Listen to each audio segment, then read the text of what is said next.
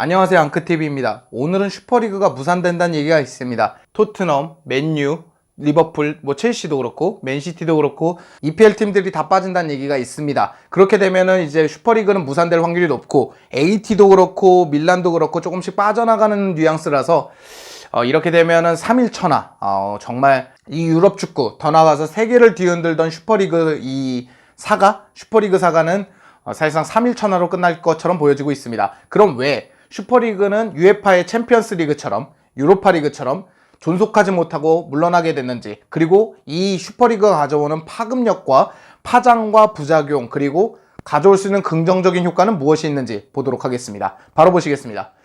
일단 슈퍼리그가 오래 갈 수 없었던 건 강렬한 저항입니다. 일단 팬들도 그렇고 영국 정부, 프랑스 정부, 이렇게 정부들이 나서서 통제하고 리그에서 퇴출시킨다, 반대 성명도 내고 팬들은 시위도 하고, 실제로 첼시 팬들은 시위하는 장면이 잡혔거든요. 그래서 오늘 브라이튼전은 좀 지연도 됐습니다. 경기가 지연도 됐고 체흐가 직접 나서서 말렸지만 좀 고성과 욕설이 오고 갈 정도로 팬들의 반대는 극렬했습니다. 그런 거에 부딪히면서 아무래도 슈퍼리그는 지지받지 못하는 대회, 팬들이 원하지 않는 대회로 전락해버리면서 무산돼 버렸습니다. 가장 큰 건 이걸 거고, 두 번째는 뭐냐면 너무 우발적이라는 거예요. 이게 뭔 말이냐면 준비는 오래 해왔을 수 있습니다. 몇 년에 걸쳐서 이렇게 준비해왔을 수 있지만 팬들에 대한 사전조사, 물론 UEFA가 막았겠죠, 그 전에. 그러나 모든 대회는 팬들에 대한 조사, 선수들에 대한 조사, 감독들에 대한 조사, 전문가들에 대한 컨펌, 그리고 이것이 불러올 수 있는 파급력까지 계산하고 했었어야 되는데,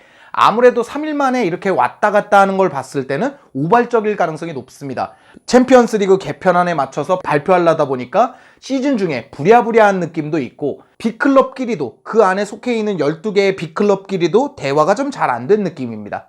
그런 우발적인 문제 때문에 아무래도 조금 무산되는 감이 있고요. 세 번째는 뭐냐면 지지 기반이 미국이라는 겁니다. 그러니까 미국의 자본이 들어오면서, 미국 시스템이 들어오면서 유럽의 전통 시스템하고는 아주 다른 이질적인 시스템이 들어오다 보니까 지지 기반이 없었다라는 거죠. 승격 문제, 강등 문제, 이런 것이 딱 자리 잡고 있는 유럽에다가 똑같은 팀들이 존속하면서 버티면서 빅클럽들끼리만 대결하는 재미는 있을 수 있지만 미국이 느끼는 모양새였고, 아무래도 유럽은 승격 그리고 강등 이런 게 존재하고 그렇게 커왔던 문화다 보니까 이 이질감이 대단했다라는 거. 그렇다 보니까 자연스럽게 축구계 전반에서도 지지를 받지 못했습니다. 어디 하나 지지 기반을 두지 못하면서 슈퍼리그는 자리 못 잡고 결국 EPL 팀들이 탈퇴하는 수순으로 넘어가고 있습니다.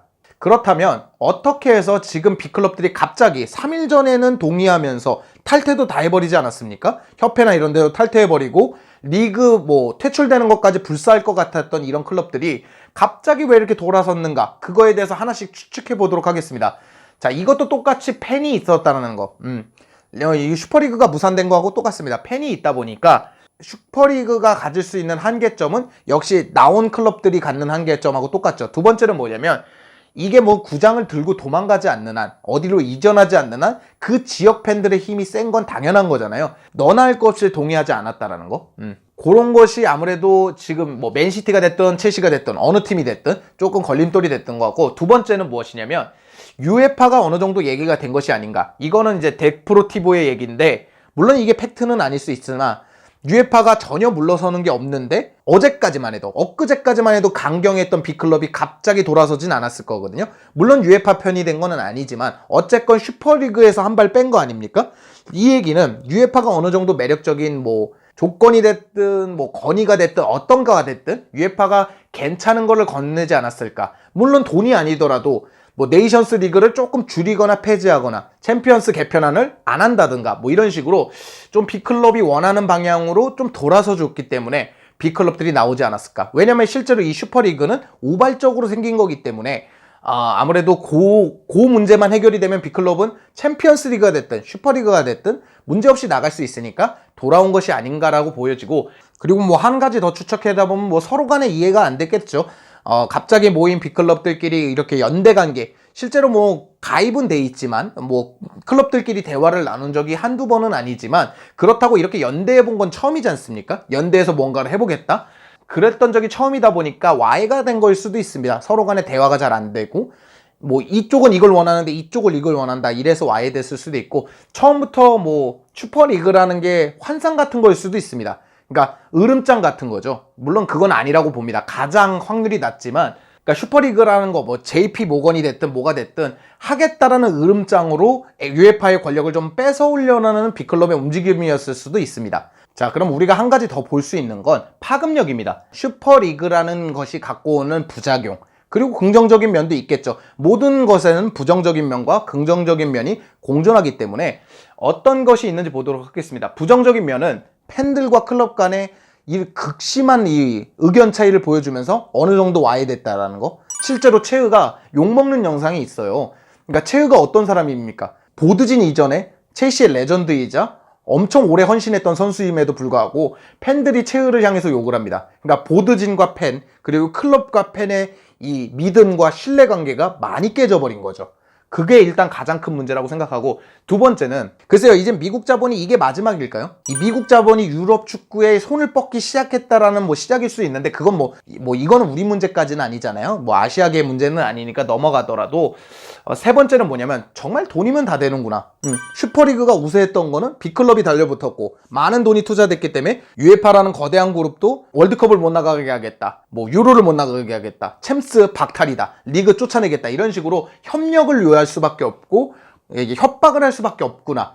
그러니까 돈이 쏠리는 곳이 무조건 권력을 가져가는구나. 팬 비즈니스라고 불렸던 축구가 이젠 낭만보다는 상업적으로 넘어가는구나를 느낄 수 있고요. 네 번째는 뭐냐면 고래 싸움에 새우등이 터진다 그래서 선수들도 그렇고, 괜히 선수들도 좀 와야 되고, 괜히 챔피언스 리그부터 FA컵까지, 이게 축구라는 게 빅클럽들만의 소유물이 아니잖아요. 그런데 그 인프라가 또 있을 것이고, 거기에 종사하는 사람이 또 있을 것이고, 거기에 또 미치는 삶의 영향이 있을 것인데, 그런 걸 너무 고려하지 않고 우왕좌왕하면서 벌어지는 부작용도 분명히 있을 것입니다. 그거에 관련된 것도 있는데, 긍정적인 면을 좀 보자면 UEFA가 마냥 이제 자기가 독점 체제로 갈 수 없을 겁니다. 힘이 있다고는 하지만 이번 것도 표면상으로 승리한 것처럼 보이지만 팬들의 반대, 어쨌건 정부의 반대, 이런 것이 부딪혔는데, UEFA 혼자 빅클럽들하고 싸워야 되는 일이 벌어진다면 언젠간 그런 일도 벌어지지 않겠습니까? 이렇게 무서운 일도 벌어질 수 있구나, UEFA가 몰락하는 일도 있겠구나, 조금 경각심을 끼칠 수 있는 일이다 볼 수 있고, 두 번째는 뭐냐면 슈퍼리그라는 어쨌건 새로운 시스템에 대한 갈망을 확인해 볼 수 있었다는 거. 찬성도 있었고 반대도 있었고, 찬성 쪽 여론도 만만치 않았거든요. 그러니까 이 축구라는 시스템, 뭐 페레즈는 이런 얘기도 했습니다. 10대 20대에게 조금 e스포츠에게 우리가 좀 뺏긴 느낌이다, 뭐 이런 얘기도 했는데, 그런 걸 여러 가지로 봤을 때 슈퍼리그가 아니더라도 축구의 변화, 축구 시스템의 변화에 대한 갈망을 어느 정도는 확인해 볼 수 있었다, 이렇게 볼 수 있고요. 세 번째는 뭐냐면 역시 팬 비즈니스다. 아까도 돈 얘기를 했지만 팬들이 반대하고 팬이 지지하지 않는 축구는 아무리 빅클럽이고 아무리 거대한 자본이 들어와도 소용이 없구나를 한 번 더 느낄 수 있었습니다. 물론 뭐 완벽하게 슈퍼리그가 지금 끝났다라는 건 아닙니다. 여러 가지 의견도 들어봐야 되고 정말 남은 클럽들끼리 모여서 할 수도 있지만, 사실상 무산되는 걸로 보여졌을 때 이런 긍정적인 측면, 부작용, 그리고 왜 실패할 수밖에 없었는지까지 나오는 것 같습니다. 자, 오늘 영상은 여기까지인데요. 참 3일 내로 별의별 일이 다 있습니다. 저도 생방송도 자주 키고 이렇게 내용도 정리해보고 그러고 있는데, 슈퍼리그의 새로운 소식이 또 들어온다면 여러분들에게 알려드리도록 하겠습니다. 오늘 영상은 여기까지고요. 즐겁거나 유익하셨거나 도움이 되셨다면 당신의 구독을 기다리겠습니다. 감사합니다. 야, 이러면 챔스를 나가야 되는데 브라이튼한테 비겼네.